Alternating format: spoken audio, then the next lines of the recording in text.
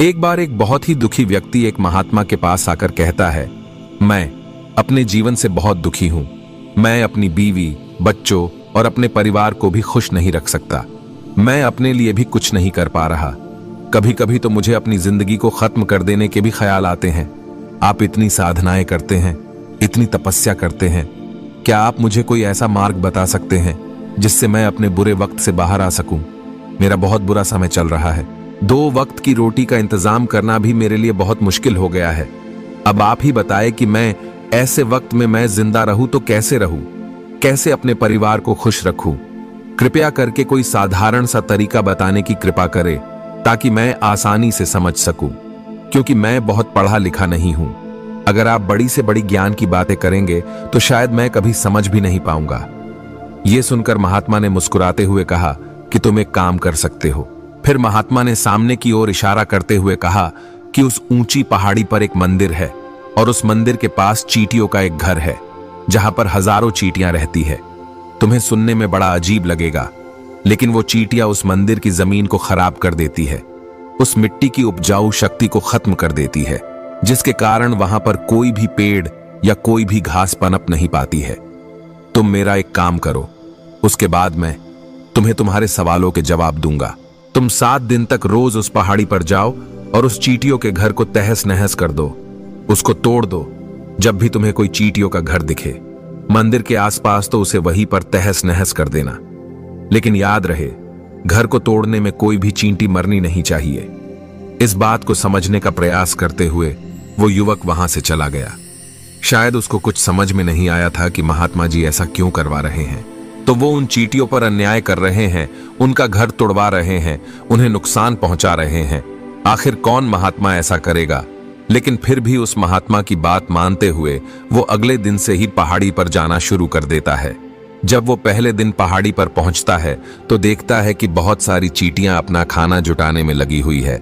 सारी चींटियां कतार से चल रही है और अनाज के छोटे छोटे कण उठाकर अपने घर में जमा करती जा रही है। ये देखकर पहले तो उस युवक का मन कमजोर पड़ गया। उसने सोचा कि ये इतनी मेहनत करके अपना घर भर रही है और मैं इनके घर को तबाह कर दूंगा तो इनको कितना बुरा लगेगा। लेकिन फिर उसने उस महात्मा की बात याद करते हुए उस घर को तोड़ना शुरू कर दिया। जल्द ही चींटियों में हाहाकार मच गया। वो इधर उधर दौड़ने लगी। अभी तक जो कतार से चल रही थी अब वो बिखर गई और इधर उधर अपनी जान बचाने के लिए भागने लगी।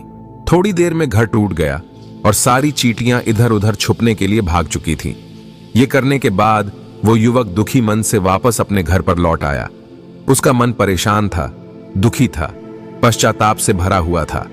फिर उसने अपने बिस्तर पर रात में लेटे लेटे ही सोचा कि अब तो उन चींटियों का घर तबाह हो चुका है, अब वहां वापस जाने का क्या फायदा होगा, क्योंकि चींटियों का घर तहस नहस करने के लिए महात्मा जी ने कहा था, जो मैं कर चुका हूं।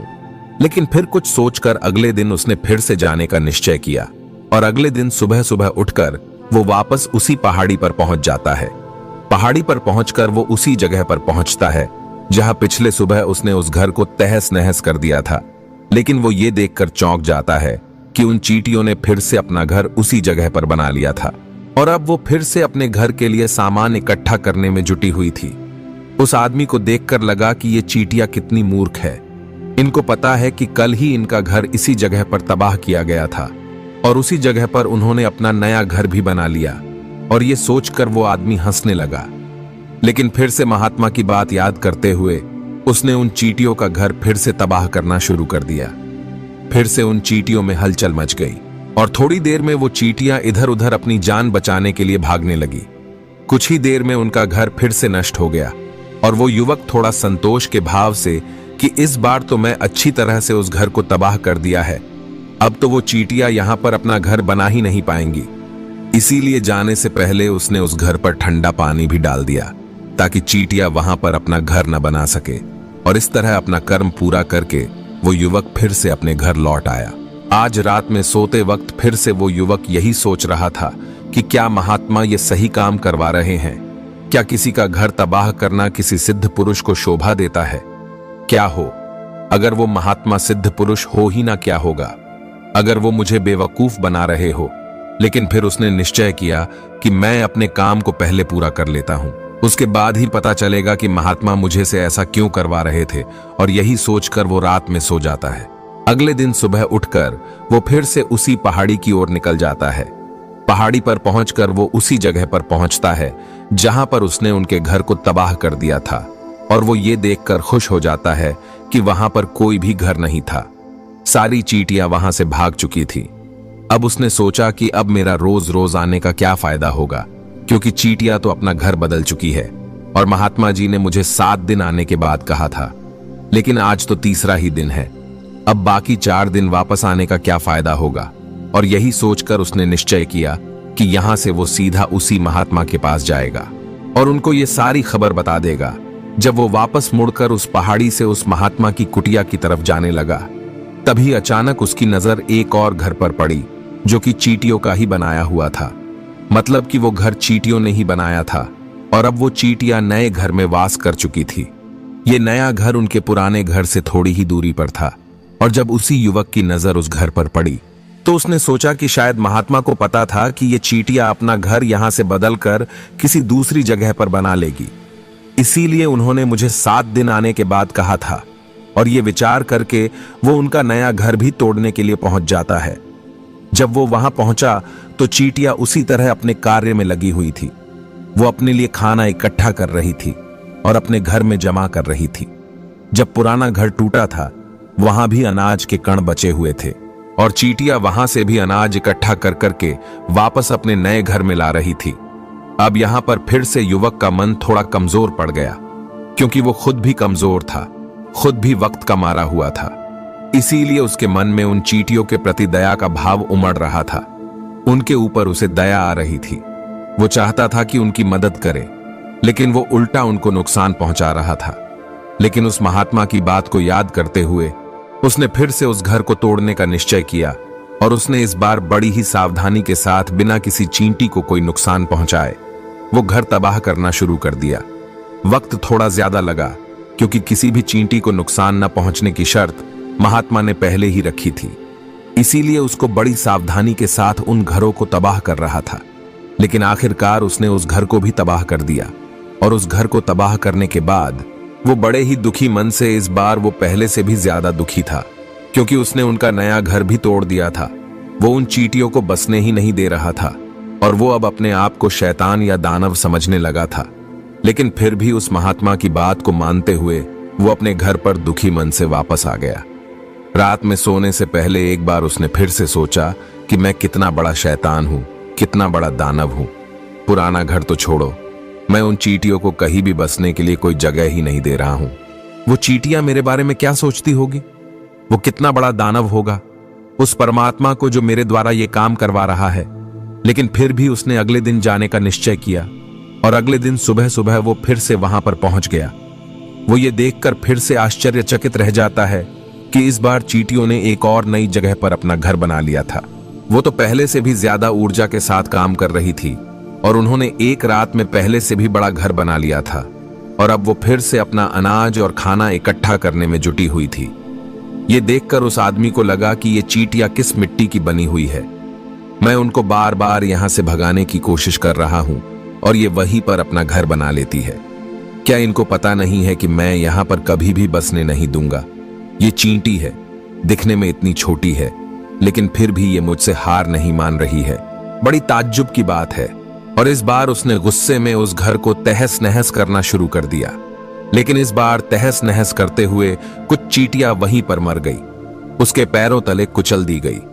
कुचलने के बाद जब वो अपने अहंकार से बाहर आया तो उसने देखा कि गुस्से में उसने उन चींटियों को कितना क्षति पहुंचा दी है।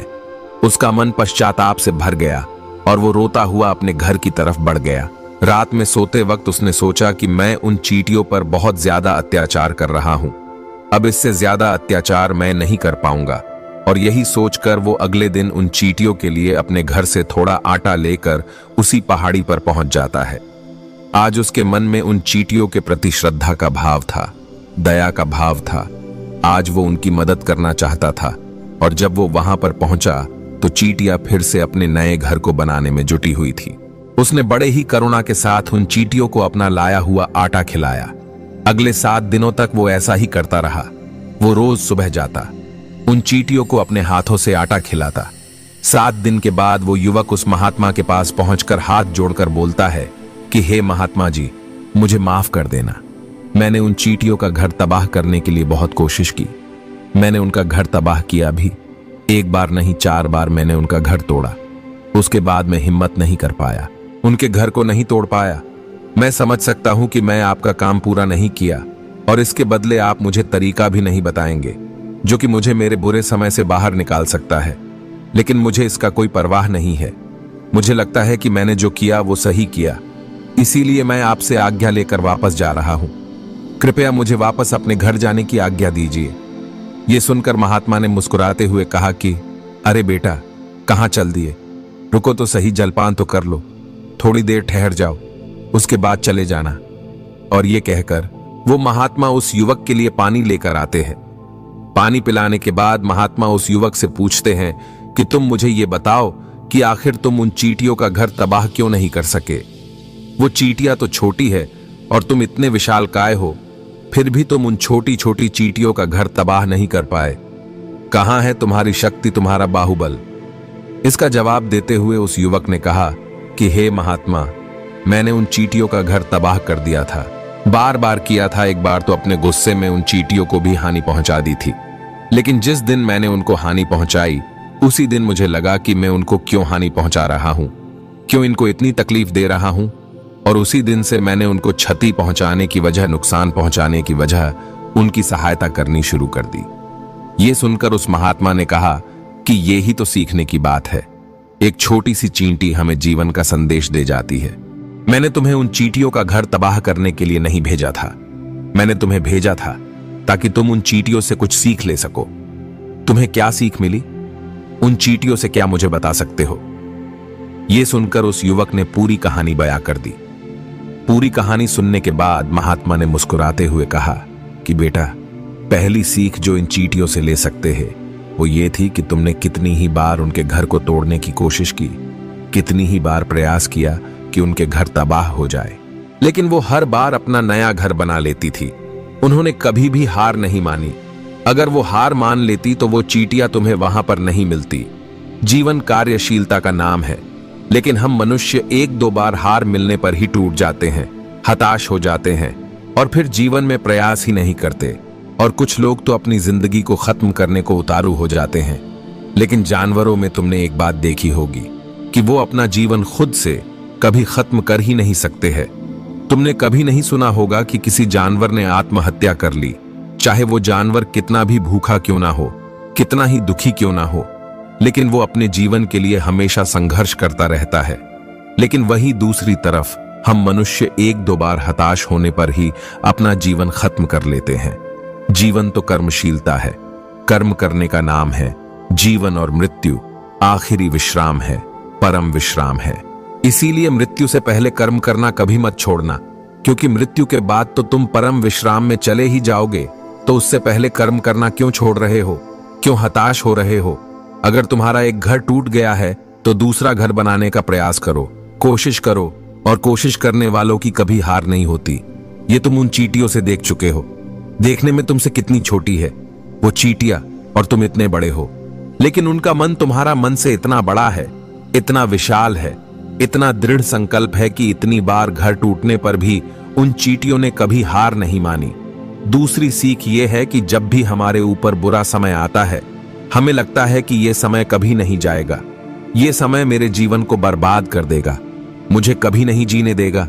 और अपने इन्हीं ख्यालों से, अपने इन्हीं विचारों से, जिसका असलियत में कोई भी अस्तित्व नहीं है, वो सिर्फ विचार है, और वही विचार हमारे मन को दुखी कर देती है और इसीलिए हम प्रयास करना भी छोड़ देते हैं। लेकिन तुम खुद सोचो कि बार बार प्रकृति हमें क्षति पहुंचाएगी, नुकसान पहुंचाएगी, लेकिन कब तक पहुंचाएगी? अगर हम बार बार फिर से उठ के फिर से नया प्रयास करते रहेंगे तो प्रकृति भी हमारे सामने घुटने टेक देगी और वो भी एक दिन हमारे ऊपर दयावान हो जाएगी, कृपालु हो जाएगी और वो हमें सब कुछ देने लगेगी जिसकी हमने कभी कामना की थी। तुमने खुद देखा कि तुम उन चींटियों को तबाह करने के लिए पहुंचे थे, लेकिन बाद में तुम ही उन चींटियों को अनाज और आटा देने लगे। तुम ही उन पर कृपालु हो गए। क्यों हुए? क्योंकि तुमने देखा कि वो चींटियां हार ही नहीं मान रही है। इसी तरह अगर तुम भी अपने जीवन में कभी हार नहीं मानोगे तो एक न एक दिन ये प्रकृति तुम्हें वो सब कुछ देगी जो तुम अपने जीवन में पाना चाहते थे। इसीलिए 2 सीख याद रखना, कर्मशीलता कार्य करते जाना, और दूसरा कि एक न एक दिन प्रकृति तुम्हारी उस कर्म का परिणाम तुम्हें जरूर देगी। तो दोस्तों, मैं आशा करता हूं कि आपको इस वीडियो से काफी कुछ सीखने को मिला होगा। तो फिर मिलते हैं अगले वीडियो में।